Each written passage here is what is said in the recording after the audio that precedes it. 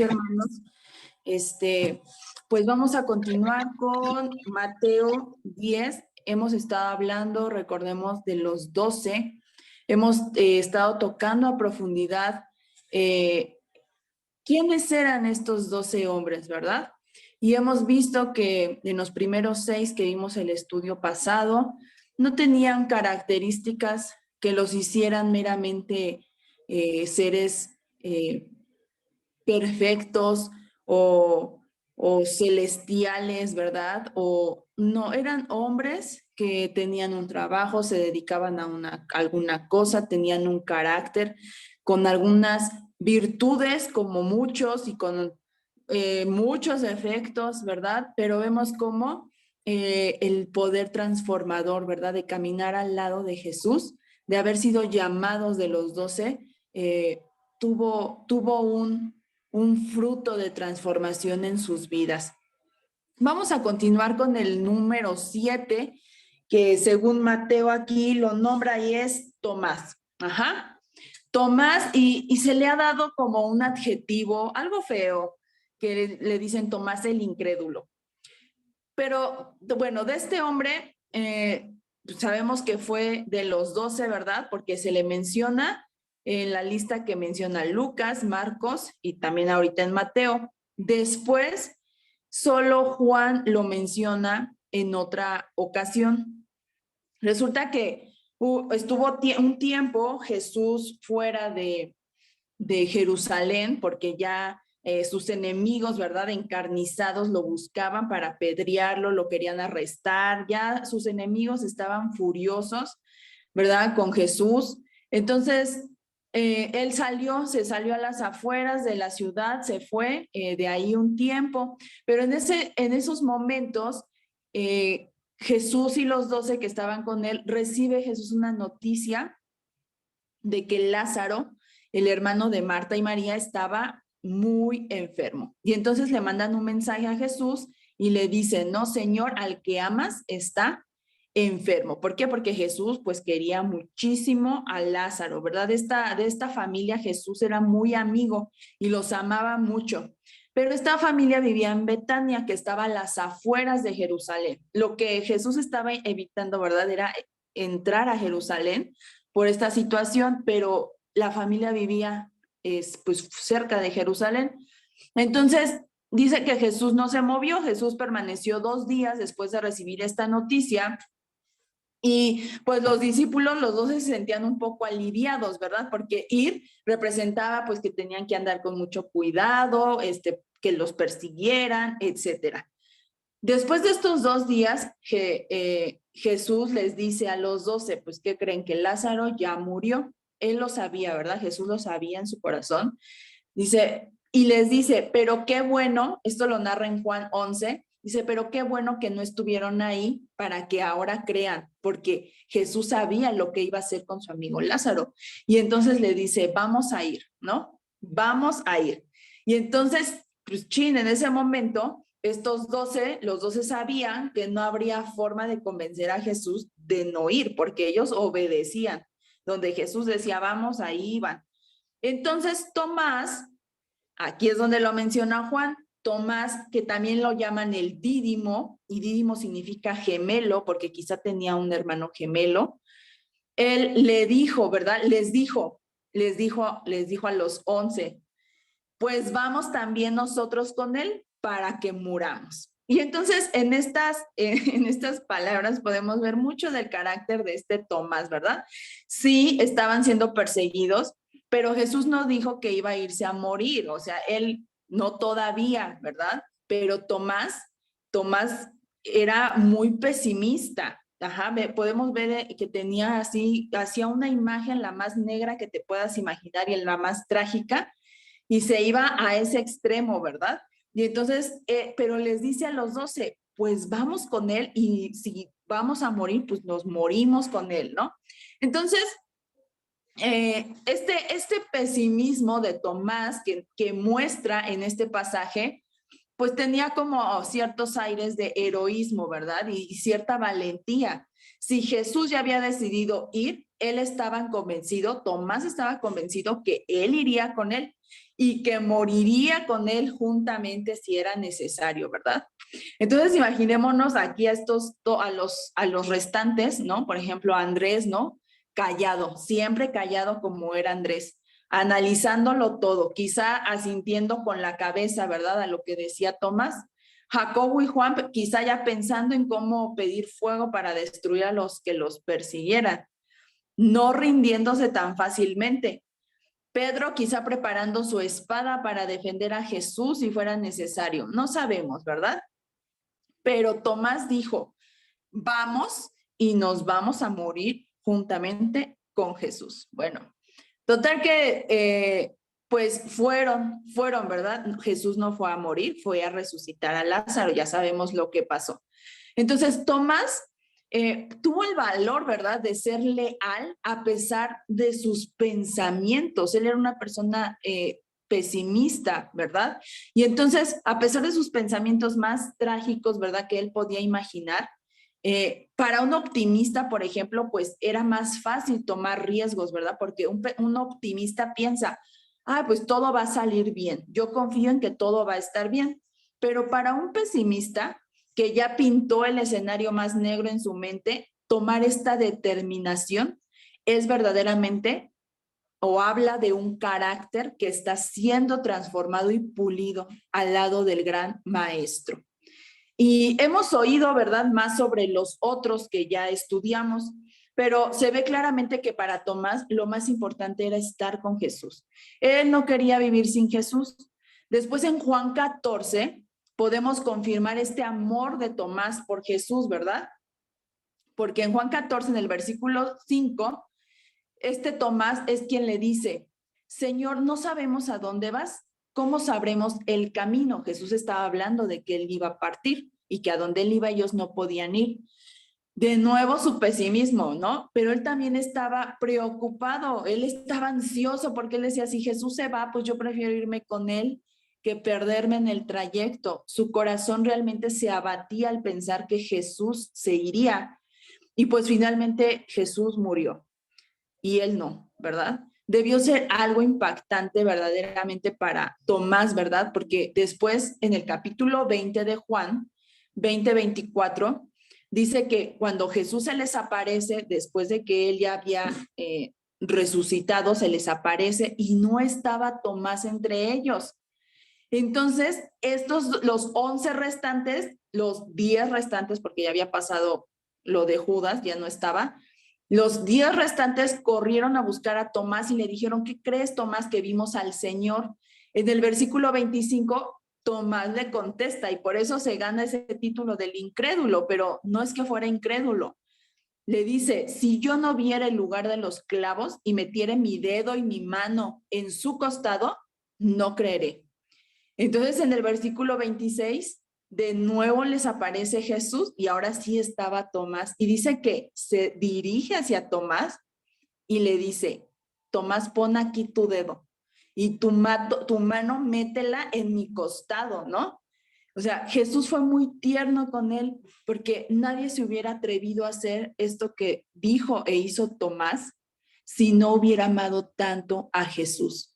En ese momento su carácter definitivamente, cuando él tocó los orificios, porque los tocó, fue transformado, su vida fue transformada, fue un evangelista del Señor, ¿verdad? Se dice que llevó el evangelio hasta la India. Entonces, podemos ver una vez más cómo fue transformado el carácter de otro hombre común y corriente para los propósitos que Jesús tenía para él. Después sigue Mateo, Mateo el publicano, o Leví, ¿verdad? Leví Mateo. De este ya hemos hablado en otros estudios, hermanos. Fue como todo un estudio dedicado a Leví. No voy a hablar mucho de él, porque ya lo estudiamos en el 9:9 de Mateo. Pero pues ya sabemos, ¿verdad?, que por su trabajo él era rechazado por la comunidad religiosa. Pero solo voy a hacer notar algunas cosas de este hombre. Y es que cuando Jesús lo llama, dice que en el 9:9 de Mateo, dice que él estaba sentado al banco de los tributos públicos y el Señor le dijo, sígueme. Y entonces dice que Mateo se levantó y lo siguió. En los otros evangelios relata que después hizo un banquete, mandó a hacer una fiesta, ¿verdad? Y dice que invitó a todos sus colegas.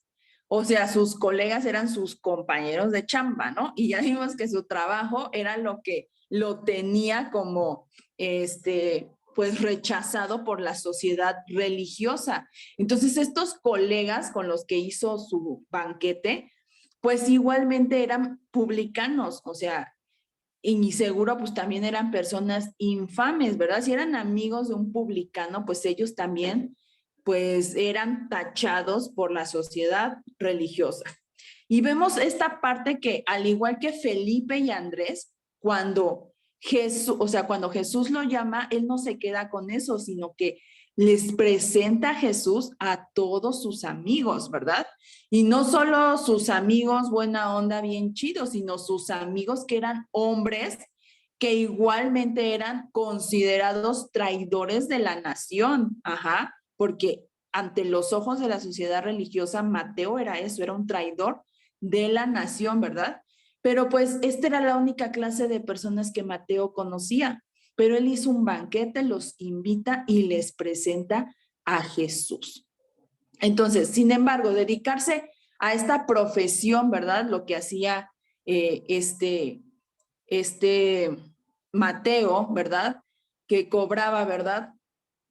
Los tributos para Roma, pues aquí habla de que entonces en Mateo había cierto materialismo, o sea, el dedicarse a eso, asumiendo que lo iban a rechazar la sociedad religiosa, que incluso se le prohibía la entrada a la sinagoga, pues hablaba de que para él quizá era más importante lo material, ¿no? Que cualquier otra cosa, ¿verdad? Pero sin embargo, cuando encuentra a Jesús, Jesús lo encuentra y lo llama, Mateo lo deja todo. Mateo lo deja todo, ya no se volvió a dedicar a eso, definitivamente, porque era más su hambre espiritual que sus deseos materiales, ¿verdad? Esos son los únicos comentarios que voy a hacer sobre Mateo, porque ya lo hemos estudiado. Después dice Tomás, Mateo el publicano, y después Jacobo, hijo de Alfeo. La verdad es de este hombre no se sabe más que su nombre y que su padre era Alfeo. Quizá también era una familia conocida, porque cuando se les dice, pues era hijo de tal, es como que esa persona, su padre era una persona importante, ¿verdad? En la sociedad. Marcos 2:14 dice que Mateo también era hijo de un tal Alfeo. Entonces pudieron haber sido hermanos o parientes, ¿verdad? No se sabe más. En Marcos 15:40 se dice de él que es Jacobo el menor, así se le llama. Este adjetivo viene de la palabra griega mikos y significa menor o pequeño. No sabemos si era menor de los dos Jacobos, porque había, acuérdense, otro Jacobo en el grupo, o era chaparrito, por eso le decían pequeño, o porque era joven. O sea, no sabemos, pero le decían Jacobo el menor. Eso no quiere decir que fue menos importante, no. Pero podemos ver que pues se mantuvo siempre callado. Ya vimos a Andrés, ¿verdad? También fue uno de los 12 callado. Quizá pasó desapercibido, pero algo que sí podemos decir es que estuvo con Jesús todo el tiempo. Y Pedro da testimonio de esto en Lucas 18:28, porque Pedro, siempre hablando por todos, porque posicionándose como el líder nato, ¿verdad? Él dice que todos habían dejado su casa y sus trabajos por seguirlo, y seguramente ahí también estaba este Jacobo. Juan 6 narra en una enseñanza comenzó a decir, ¿verdad? Jesús estaba diciendo de él mismo que él era el maná, que venía del cielo, ¿verdad? Empezó a decir muchas cosas que dice que después sus discípulos, no los 12, todos los que lo seguían, dijeron, dura palabra es esta. Y en el 666, dice que todos los que lo habían seguido, muchos se regresaron y dice que ya no lo siguieron más. Y entonces, después de esto, Jesús se dirige a su grupo de los 12 y les dice, si ustedes también quieren irse, pues ahora es cuando, ¿no? También se pueden ir. Y entonces es cuando Pedro, ¿verdad? Le responde a Jesús y le dice, Señor, ¿a quién más iremos, verdad? Si solo tú tienes palabras de vida eterna. Esto nos da la idea de que de los 12, ninguno regresó atrás ese día, porque dice que muchos lo abandonaron y ya no lo siguieron más después de esas palabras. Incluido entonces este Jacobo el menor, él permaneció, él se quedó juntamente. Eso sí lo podemos ver. Y entonces no se dice de él más, pero Jesús sí lo conoció. O sea, Jesús lo llamó con un propósito y eso es lo más importante. Los evangelios, acuérdense, nos hablan de Jesús, ¿verdad? No tanto de los hombres, pero sí podemos saber que este Jacobo, porque no se dice lo contrario, estuvo con Jesús. Ciertamente estuvo y se mantuvo fielmente. Ajá, y seguramente también fue un gran evangelista e igualmente murió a causa del evangelio. Después viene Lebeo, por sobrenombre, Tadeo, o Judas, no el Iscariote. Ajá. Lebeo y Tadeo eran sobrenombres. En realidad el nombre de este era Judas. Ajá, pero pues como Judas ya tenía una reputación, ¿verdad? De un nombre feo, por lo que ya sabemos. Entonces, Lebeo y Tadeo, así lo menciona Mateo. Lebeo significa, por ejemplo, niño del corazón, y este sobrenombre, ¿verdad? Nos puede decir mucho de su carácter, que quizá era una persona muy noble o alguien muy apacible. Casi no se le menciona, pero repito, no quiere decir que no fuera importante o que haya dejado de seguir a Cristo. Juan 14:21, en el discurso del aposento alto, este Judas, Lebeo, le pregunta a Jesús, Jesús, ¿cómo es que te manifestarás a nosotros y no al mundo? Su pregunta es muy sencilla, está llena de suavidad, no muestra orgullo, muy simple, ¿verdad? Y esto habla de su carácter, o sea, este hombre no podía creer que Jesús se manifestara solo a este grupo de 11, a su pequeño grupo, y no al mundo entero, porque recordemos que Jesús pues había traído las buenas nuevas de salvación y perdón.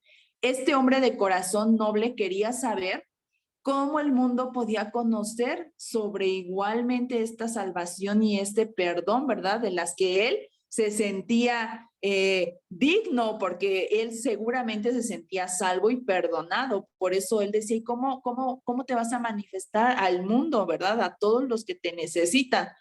Jesús le responde de una manera maravillosa, ¿verdad? Y que seguramente trajo calma a su corazón. Y Jesús le dice, el que me ama, mi palabra guardará y mi Padre le amará. Y vendremos a él y moraremos con él. De esta manera, este hombre de corazón tierno, pues siguió a Jesús fielmente hasta morir también por causa del evangelio. Lo que sabemos sobre estos hombres, aunque ya no los menciona más la palabra, hay un historiador de la iglesia llamado Eusebio, que él sí dejó escritos sobre estos hombres. Y por esos escritos podemos saber, ¿verdad? Hacia dónde se dirigieron y cómo murieron. Y este Lebeo, Judas Lebeo, murió también por el evangelio, ¿verdad? Y bueno, después viene Simón, el celote o el cananista. Los celotes eran un partido político, hermanos, de ese tiempo que odiaba a los romanos, los odiaban. Su meta era terminar con ellos, o sea, era así, algo así como un sicario. Ajá. Estos hombres actuaban con mucha violencia y hasta podríamos decir que eran los terroristas de su tiempo. Ajá. Eran muy extremistas en todo sentido. Pues este Simón pertenecía a este partido, o sea, podemos ver mucho de su carácter por el simple sobrenombre de celote, ¿verdad? Entonces, esto ya nos dice mucho de dónde Jesús lo llamó. Este Simón era una persona muy celosa, o sea, los celotes creían que lo que hacían era correcto, porque solo Dios podía gobernar a los judíos, así que matar romanos, según esta mentalidad de los celotes, era hacer la obra de Dios. Entonces, estos celotes sin duda eran de los que esperaban un Mesías militante, ¿verdad? Que los guiara a la destrucción de Roma. Y eran tan fervorosos que no les importaba morir por eso que defendían, no les importaba. Así era este Simón. Sin duda, siguió a Jesús con este pensamiento. Él era un hombre así, él venía de eso, de ese pensar, de eso se rodeaba de otros hombres igual que él, ¿verdad? Que asesinaban. Mateo Leví, por ejemplo, era un enemigo natural de estos celotes, porque Mateo, por su profesión, representaba algo de lo que más odiaban los celotes, ¿verdad? Y sin embargo, podemos ver cómo encontraron compañerismo entre ellos. En ningún momento se vio que se pelearan o no lo narra la escritura. Y, y su compañerismo pues nació teniendo amor a Jesús, ¿verdad? En común. Eso era lo que tenían en común, el amor por Cristo. Y entonces una vez, un hombre que una vez estuvo dispuesto a matar y a ser muerto, ¿verdad? Por sus causas teopolíticas, encontró en Jesús una causa más fructífera por la cual dar su vida. Y seguro también proclamó la salvación a los hombres, ¿verdad? Hasta los confines lejos de la tierra. Podemos ver entonces cómo era este Simón. Casualmente se le nombra justo antes de Judas Iscariote, ¿no?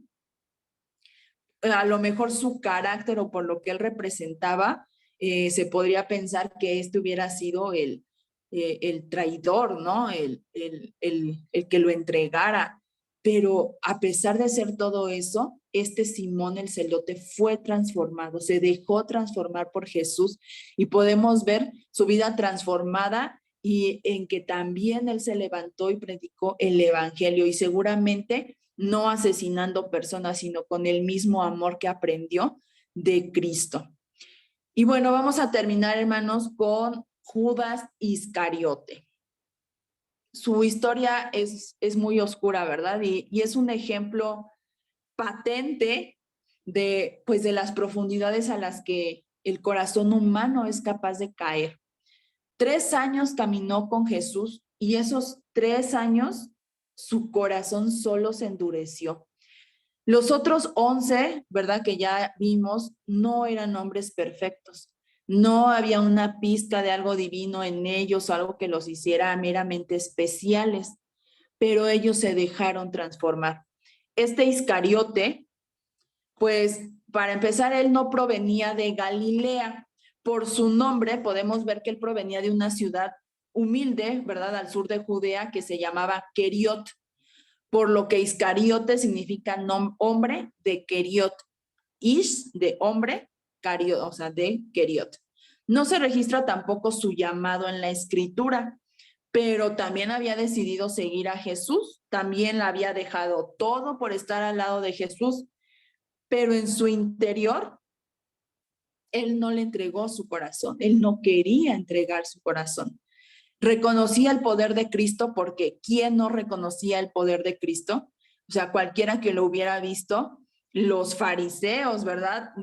Reconocían su poder y aunque se lo atribuían a Satanás, decían, por Satanás echa demonios, lo reconocían, o sea, no había una excusa para no reconocer el poder que tenía Cristo. Pero más que reconocerlo para su salvación, ¿verdad? O una cuestión espiritual de cambio, él lo reconocía por un beneficio material para él mismo. Él buscaba el beneficio material de esto, de seguirlo. Su propia codicia, ¿verdad? Este hombre y sus propios malos deseos fueron la única fuerza que lo empujó a traicionar a Jesús. Muchas personas pueden decir, y yo he escuchado que dicen, ¿verdad? Es que la palabra de Dios tenía que cumplirse, como si Dios lo hubiera elegido para que su alma se perdiera.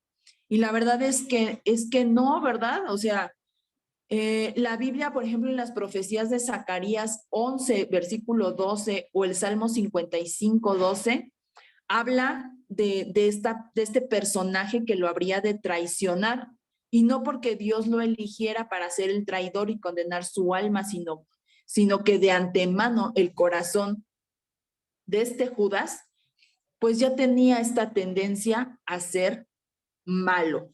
Recordemos que hay algo que dijo mi hermano Jorge en algún estudio, dijo que la voluntad de Dios es permisiva. Él no crea escenarios, ¿verdad? Para hacer tropiezo a los hombres, ¿no? Él solamente dejó que la tendencia natural del corazón de Judas siguiera su curso. Y entonces Dios estableció profecías porque él sabe todas las cosas, pero Judas fue el que dijo, yo soy el voluntario para entregar a Cristo. Él por su propia voluntad decidió hacer esto. Entonces, en Juan 12 narra una historia donde se deja claro, ¿verdad? Las señales de lo que había en el corazón de este Judas, porque pasa muy desapercibido durante muchos pasajes, ¿verdad? Del Evangelio, casi silencioso, ¿no? Perfil bajo. Pero en este capítulo 12 de Juan, ya ven que había llegado Jesús a casa donde estaba Marta, María, ¿verdad? Y María derrama un perfume, ¿verdad? Enjuga sus cabellos así en los pies de Jesús con un perfume muy costoso. Entonces, Judas, o sea, se enoja por esta situación y dice, ay, ¿por qué este perfume pudimos haberlo vendido y repartirlo a los pobres, ¿no? Dice Judas.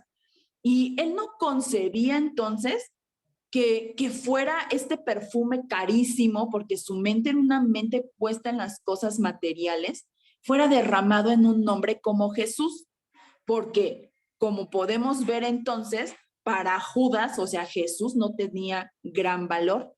Ajá, Jesús delante de sus ojos y en su corazón no valía un perfume de 300 denarios, que era el salario de un año de un hombre. Ajá, para Judas no valía Jesús eso, no lo valía. O sea, Judas era el tesorero, ¿verdad? El que administraba los dineros, ¿verdad? Entre el grupo. Y él dijo, ay, lo pudimos haber vendido. Y Juan en el 12:6 dice, aclara, Judas sustraía dinero de la tesorería, ¿verdad? Que tenía a cargo. O sea, a Judas los pobres ni le importaban. Él buscaba que si se hubiera vendido ese perfume, él pudo haber obtenido una gran ganancia. A él no le importaba ni Jesús, ni sus amigos, los 12, ni nadie. O sea, solo le importaba él mismo y el dinero. Mateo después 26 narra, después de esta situación del perfume y que se molesta y podemos ver que Judas habla, fue a los principales sacerdotes y ¿qué creen? Que vendió a Jesús. Le dijeron, pues te podemos dar 30 piezas de plata. Y para Judas fue suficiente. Para Judas eso costaba a Jesús 30 piezas de plata, que era el valor, hermanos, de un esclavo. Realmente no era tanto dinero, no era tanto dinero. Y entonces va y lo vende. Y fue solo, quizá porque no era tan amigo de los 11, no era muy amigo porque él venía de fuera, ¿verdad? Y además su actitud, pues era de voy a estar cerca para ver qué obtengo. O sea, podemos ver, mantuvo un perfil bajo, pero esas eran sus intenciones. Y fue solo entonces a vender a Jesús y regresa. Y entonces dice que se integra otra vez a los 12, ¿verdad? Cuando está en el aposento alto. Y entonces recordemos que aquí en el aposento alto Jesús dio varios discursos, Jesús le lavó los pies a sus discípulos y instituyó la cena del Señor. Pero cuando estaba lavando los pies se los lavó a todos, incluido Judas. Después les dijo que estaba entre ellos el que lo iba a entregar y resulta que Judas se levanta y se va. ¿A qué? Pues a planear, ¿verdad? Entregar a Cristo. Y después Jesús instituye la cena del Señor. Ya no estaba Judas. Judas ya no estaba en ese momento. Y entonces, pues podemos ver, hermanos, es que es bien tremendo esto, ¿verdad? Cómo les lavan los pies. Y el amor de Jesús, hermanos, por Judas no está en duda, ¿eh? No debería de tenerse en dudas. Jesús amaba a Judas, lo amaba y lo amó como a los otros. Pero eso, o sea, el que Jesús lo amara a él, a Judas no le importó. A Judas no le interesaba, ajá, no le importaba. Él traicionó el amor de Jesús, fue un traidor de la gracia y la misericordia de Dios. Y sabemos, ¿verdad?, qué fue lo que pasó. Pues regresó el dinero, pero después de que ya habían crucificado a Cristo, regresó el dinero, no le sirvió de nada, ¿verdad? Y al no soportar el peso en su conciencia de lo que había hecho, se mató. Es muy triste. Y después en Hechos narra, ¿verdad?, el llamamiento de alguien que lo iba a sustituir dentro de este grupo de los 12. Pero podemos ver qué tremendo, había de todo, o sea, todos tenían características donde es más de uno pudo haberlo traicionado. Eran hombres, los dos eran hombres. ¿Y cuál era la diferencia? Que los llamó a estos 12 y les dio autoridad y caminó y los instruyó y los pulió y los transformó y les enseñó. Y este Judas, que también era partícipe de esto, también dejó su casa, también dejó su trabajo, también lo dejó todo por seguirlo. Él buscaba otras cosas, o sea, su mente y su corazón estaban en otro lado, aparentemente con Jesús, pero no es cierto. Estaban puestas, ¿verdad?, en qué podía ganar, qué podía él obtener de bueno en seguir a ese Jesús, ¿verdad?, que no era lo que él esperaba quizás. Y pues es muy triste, pero vemos que los demás, aunque tenían igualmente debilidades, ¿verdad?, características quizás no tan buenas, ellos se dejaron transformar.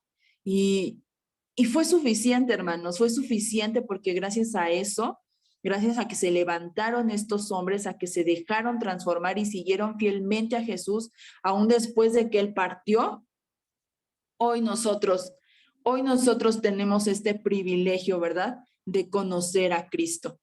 Y bueno, hermanos, pues cedo en este momento la palabra a mi hermano Jorge.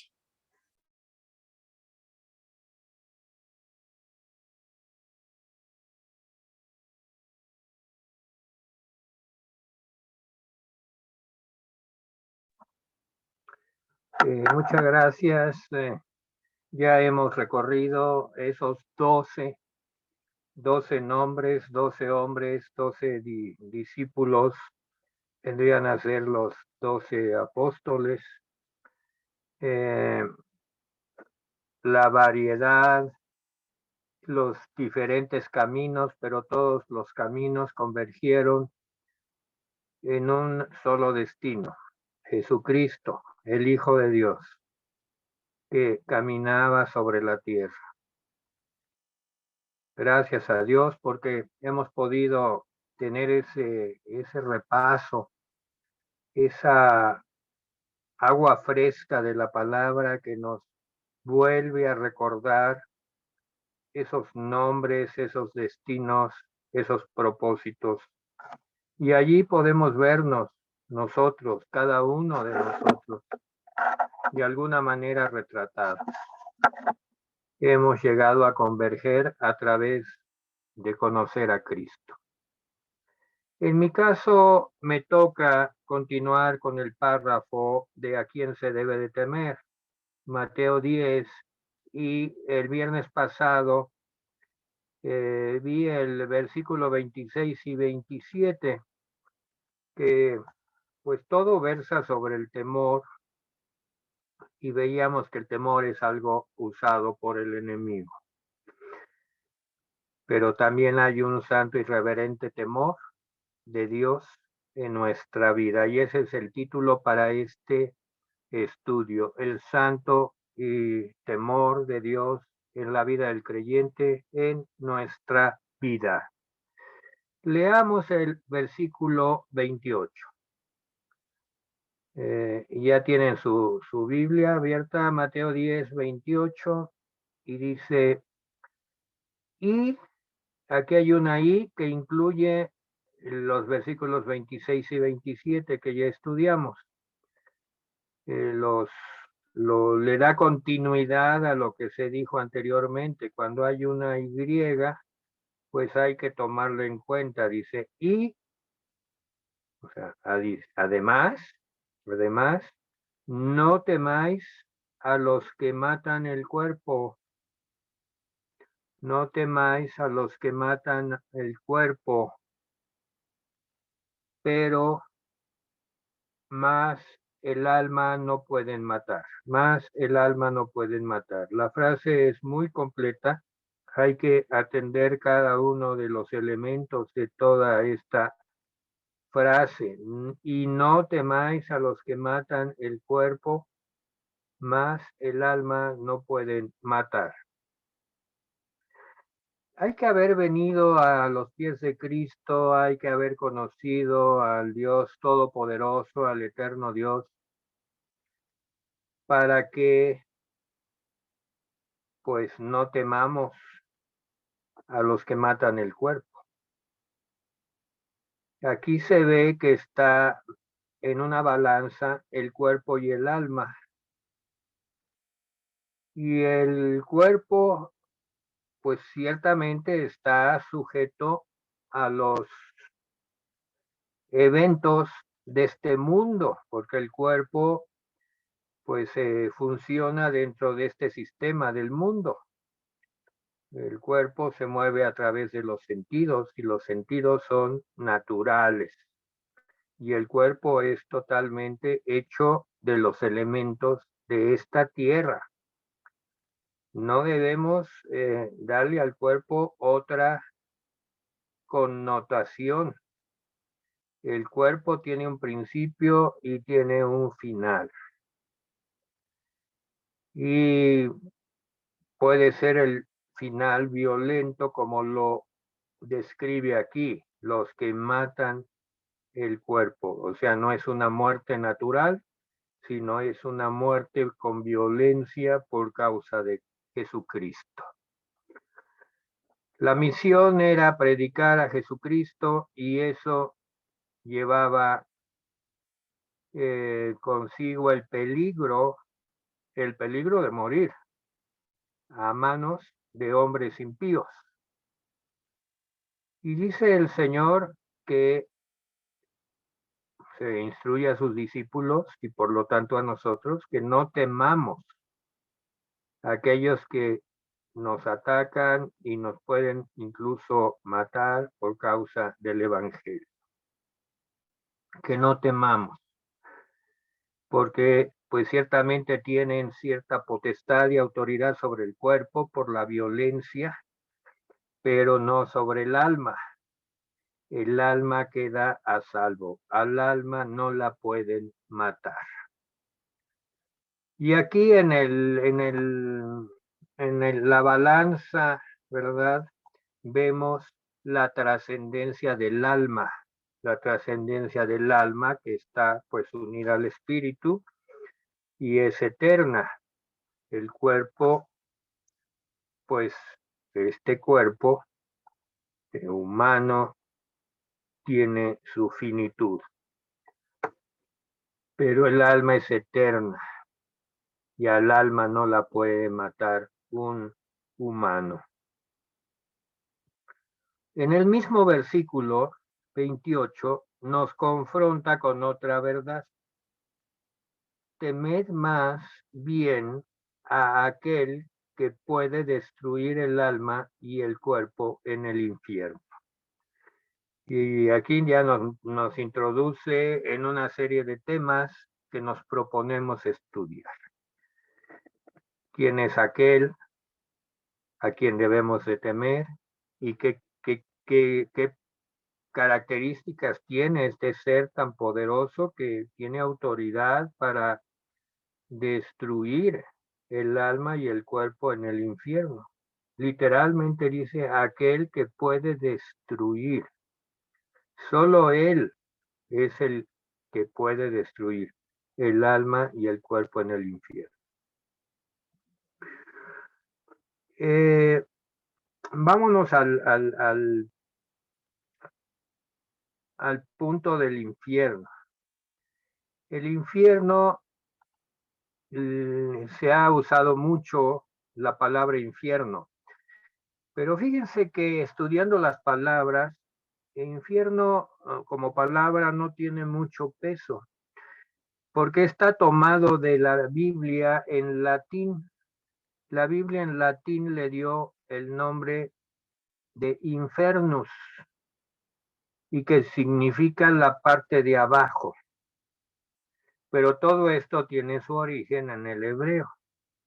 Y en el hebreo, infierno, en latín, y en griego, que la Biblia se escribió en los evangelios en griego, pues aquí se usan dos términos indistintamente, el Hades en griego y el Gena, Gehena, Gena, Gena, el Gena. Jesús más bien usó el Seol, luego se tradujo y la Biblia se escribió en griego. Los hebreos, vamos a hacer un estudio que nos ubique, porque pues estaba predicándole a judíos, a hebreos, qué significaba eso del Hades o el Gena, que Jesús lo dijo, que no temiéramos a los que matan el cuerpo, pero no al alma, que debiéramos de temer más bien a aquel que puede destruir el alma y el cuerpo en el infierno. Y los hebreos veían con temor el Seol. Vamos a un par de citas sobre el Seol. Salmo 139:8. Si lo encuentras, por favor, léelo. Salmo 139:8.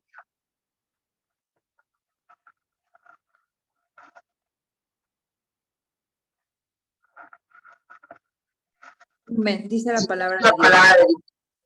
Si subiera a los cielos, allí estás tú, y si en el Seol hiciere mi estrado, he aquí, allí tú estás.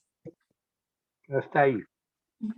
Vean qué interesante, el Seol, pues viene a ser el infierno del latín, y el Hades del griego, el Seol en hebreo. Y pues dice que Dios tiene acceso a todos esos lugares. Dios tiene acceso a todos estos lugares, porque este Salmo 139, pues se dirige a Jehová, que Jehová, tú me has examinado y conocido. Y dice que Él está en los cielos y también tiene acceso al Seol. Nada escapa a su presencia. Entonces eso nos va abriendo la mente de lo que los judíos pensaban, según los salmos, sobre el Seol. Ahora en Proverbios 15:11.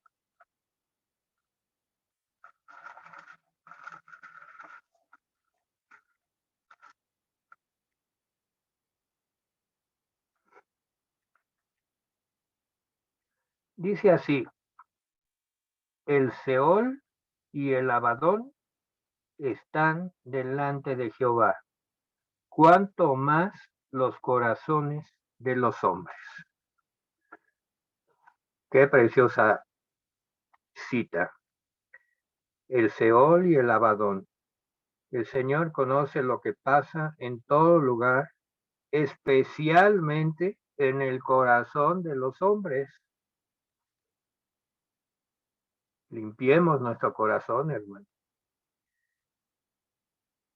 Seamos transparentes, seamos sinceros, busquemos sinceramente la verdad. Así pues, podemos concluir una breve conclusión, que los hebreos veían con temor el Seol. Esperaban salir de allí, pues creían en la resurrección del cuerpo. ¿Por qué digo que creían en la resurrección del cuerpo? Porque Pablo en Hechos 26, versículos 6 al 8, vamos a Hechos 26, versículos 6 al 8, está argumentando en esa famosa argumentación delante de un rey.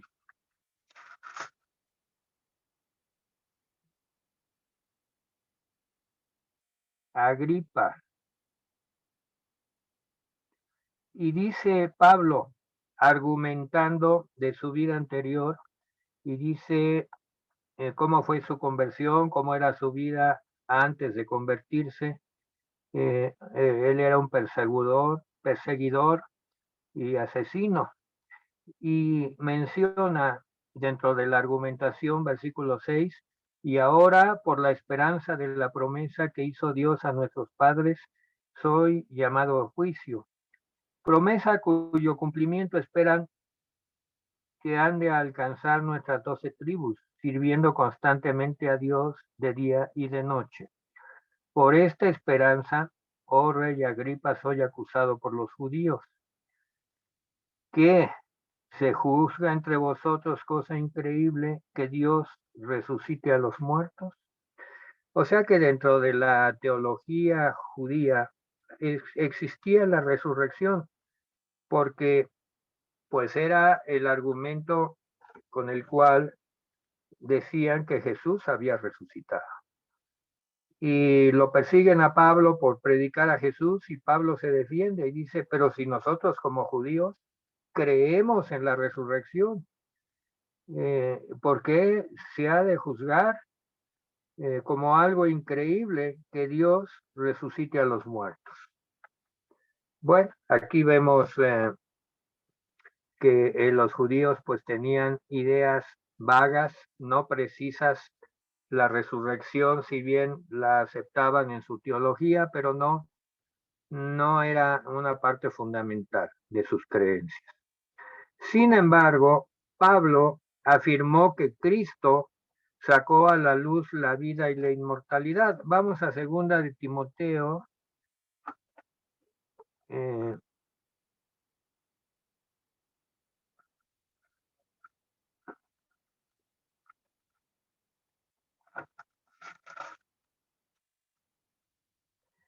el capítulo 1, segunda de Timoteo 1, y voy a leer del 3 al 10. Si alguien ya lo tiene, me ayuda a leerlo.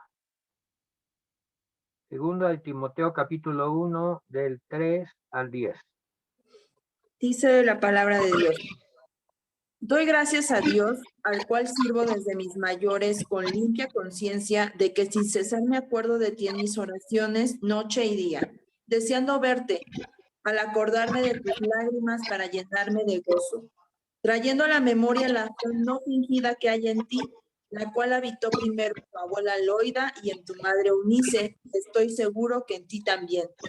Por lo cual te aconsejo que avives el fuego del don de Dios que está en ti por la imposición de mis manos, porque no nos ha dado Dios espíritu de cobardía, sino de poder, de amor y de dominio propio.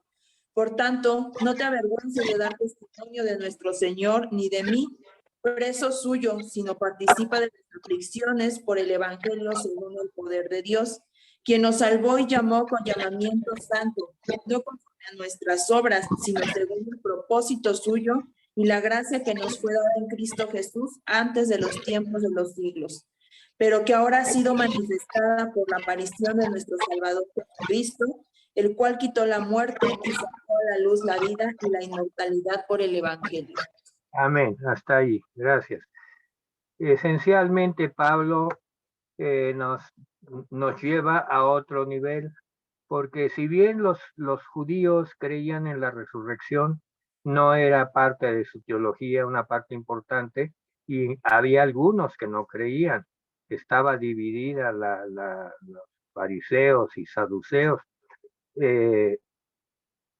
pero Pablo nos viene a mostrar que con la venida de nuestro Salvador, Señor y Salvador Jesucristo, quitó la muerte y sacó a luz la vida y la inmortalidad.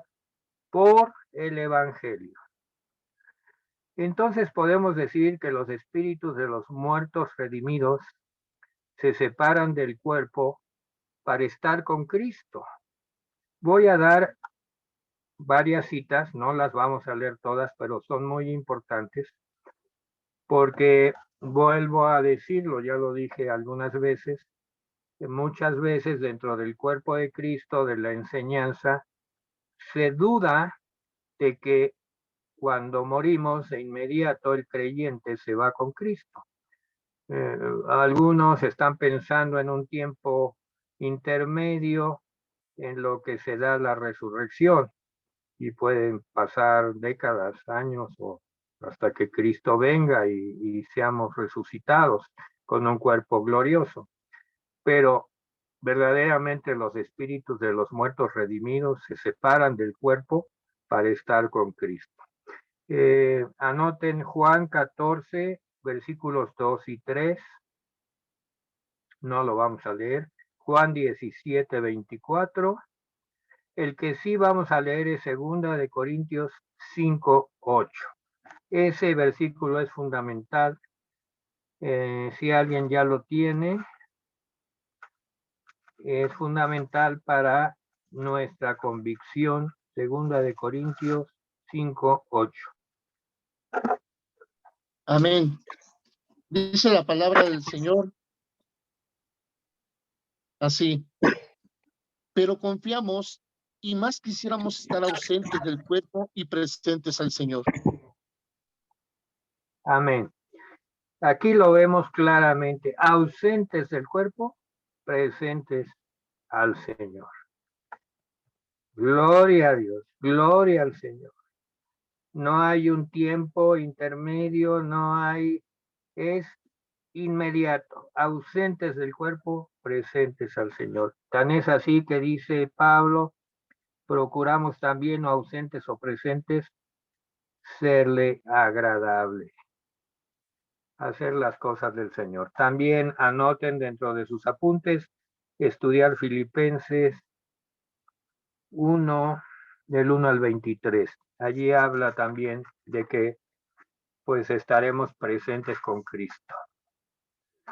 El término que usó Cristo, pues en el versículo 28 de Mateo 10, fue gema, G-E-H-E-M-A.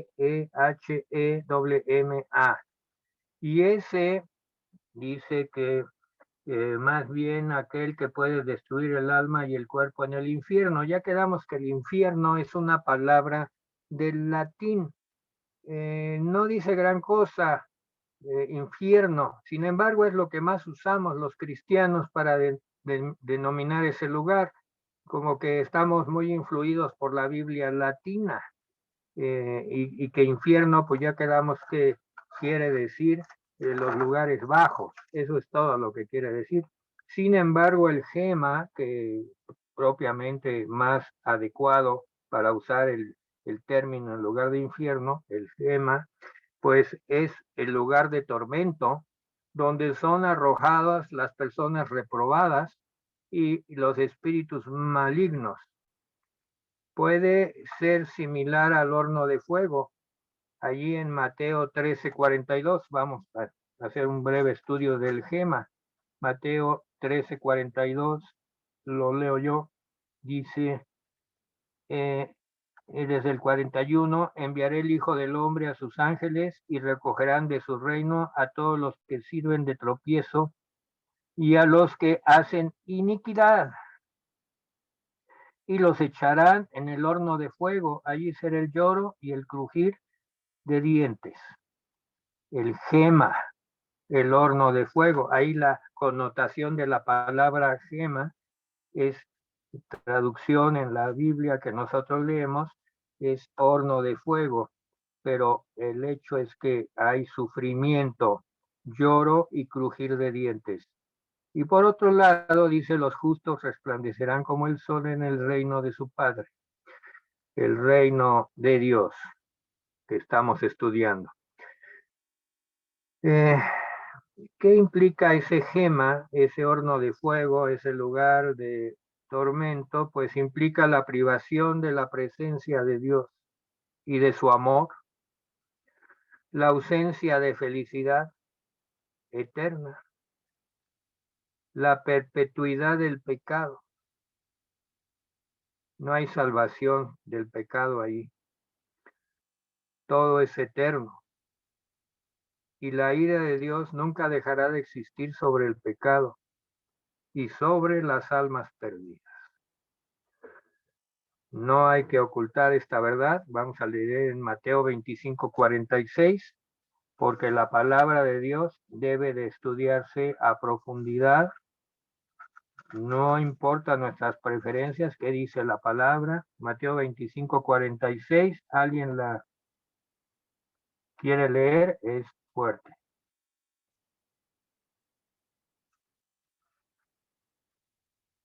Amén, hermano.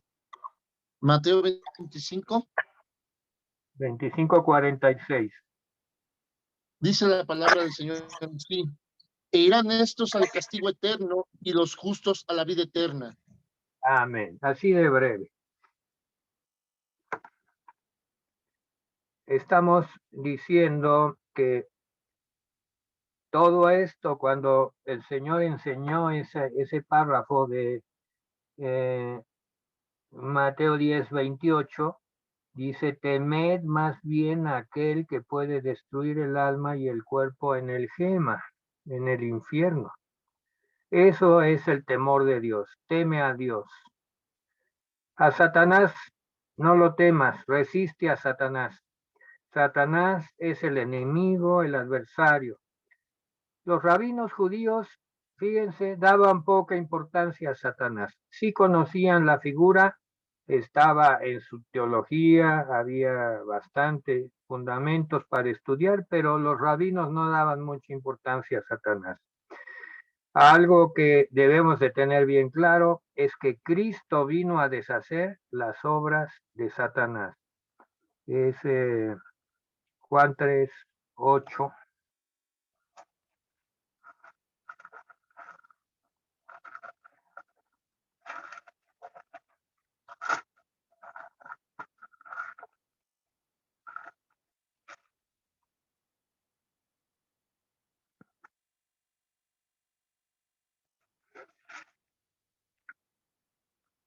No, es primera de Juan 3:8, perdón.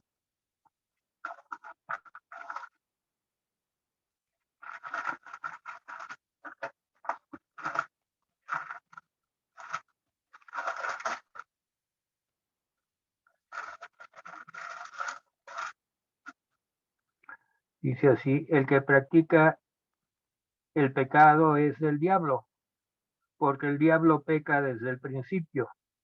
Para esto apareció el Hijo de Dios, para deshacer las obras del diablo. Todo esto viene al caso en este versículo porque nos exhorta a resistir al adversario, resistir a Satanás, pero temer a Dios. Cristo vino a deshacer las obras de Satanás. Satanás tiene el imperio de la muerte en Hebreos 2:14. Hay un reino satánico. Vamos a Hebreos 2:14. Dice: así que por cuanto los hijos participan de carne y sangre, él también participó de lo mismo, para destruir por medio de la muerte al que tenía el imperio de la muerte, esto es, al diablo, y librar a todos los que por el temor de la muerte estaban durante toda la vida sujetos a servidumbre. Por eso es que nos pide que no temamos al que nos puede privar de la vida, pero al alma no puede matar. No lo temamos. Y aquí dice que librar a todos los que por el temor de la muerte estaban durante toda la vida sujetos a servidumbre. Librarnos de ese temor nos hace librarnos de la servidumbre del enemigo, de Satanás. Vean qué sutil es esto, pero qué real. Y todo está en la santa palabra de Dios. Y ese reino, pues es el reino satánico, que es el que priva en este mundo y estamos viendo sus manifestaciones todavía. Sin embargo, Cristo levanta el estandarte de Dios y ha atado al hombre fuerte y ha saqueado sus bienes. Por él el adversario es echado del cielo. Me voy un poco rápido. En Lucas 10, del 17 al 19, el Señor lo dice claramente cómo el adversario es echado fuera. Lucas 10, del 17 al 19. Dice, volvieron los 70 con gozo, diciendo, Señor, aún los demonios se nos sujetan en tu nombre. Y les dijo, yo veía a Satanás caer del cielo como un rayo. He aquí os doy potestad de hollar serpientes y escorpiones y todo, sobre toda la fuerza del enemigo, y nada os dañará. Esta es una autoridad que les da potestad, les da autoridad, porque dice que él veía caer del cielo a Satanás. Fue por causa de Jesús, Satanás echado fuera del cielo. Y aún así Satanás le queda algo de tiempo en la tierra. Lo dice Apocalipsis 12:12. Aquí proféticamente decimos que Satanás llamará al anticristo, al falso profeta, para que le sirvan. Lo dice en Apocalipsis 13. En la segunda venida Cristo los derrota y los manda al abismo, a esta trilogía, Satanás, anticristo y falso profeta. Y los manda al abismo. Al final del milenio, según Apocalipsis 20, del 1 al 10, los vuelve a derrotar y ahí ya los manda al lago de fuego. Concluimos. Versículo 32 dice, a cualquiera pues que me confiese delante de los hombres, yo también le confesaré delante de mi Padre que está en los cielos. ¿Cómo hemos de confesar a Jesús? Pues lo hemos de confesar con un genuino reconocimiento, genuino, de Jesús como Señor y Salvador. Señor significa Adón, Adonai, mi Señor, Kyrios, mi Señor, a quien yo debo obediencia, sometimiento absoluto, y Salvador quiere decir Yoshua o Jehová es salvación. El señorío de Cristo incluye que es Salvador también. Y ya vimos de qué es Salvador, pues de que nos salva de la ira y del castigo final, del castigo de los perdidos. Y dice, versículo 33, aquel que me niegue delante de los hombres, yo también le negaré delante de mi Padre que está en los cielos. Y allí nos vamos rápidamente a 2 de Timoteo 2, versículos 11 al 13. Dice, palabra fiel es esta, si somos muertos con él, también viviremos con él. Si sufrimos, también reinaremos con él. Si le negamos, él también nos negará. Si fuéramos infieles, él permanece fiel, pues él no puede negarse a sí mismo. El negar al Señor que acredite, pues no obtener la recompensa no es algo aislado. Implica una vida en toda su extensión, con una falta total de reconocimiento del Señor y que pues no cumplimos con ninguna de las características de la palabra fiel, que es esta. Terrible situación para todo aquel que niega al Señor. No es algo aislado, es la vida completa en toda su extensión, negando la presencia del Señor en su vida. Oremos para despedirnos, por que esta palabra llegue a los corazones, especialmente a los corazones duros que se han mantenido indiferentes al toque del Espíritu Santo a través de la palabra de Dios, que nos lleve a la salvación en Cristo. Bendito Dios, gracias porque tú nos has dado la posibilidad de llegar, Señor, a las almas, a los corazones.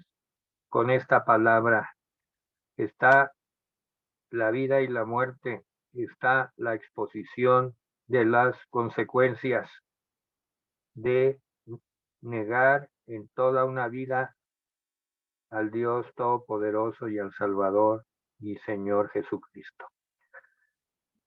Oramos por todos los hombres, porque tú no quieres que ninguno se pierda, sino que todos procedan al arrepentimiento. Gracias por esta oportunidad, la sellamos con fe y con confianza de que el Espíritu Santo hará de acuerdo a como tiene designado. Y danos de tu paz en esta noche y danos de tu gozo en Cristo. Por Cristo el Señor. Amén. Estamos despedidos. Ha terminado el estudio de esta noche. Buenas noches, hermanos. Saludos. Bendiciones, hermano. Buenas noches. Gracias, pastor. Bendiciones, Jazz. Gracias.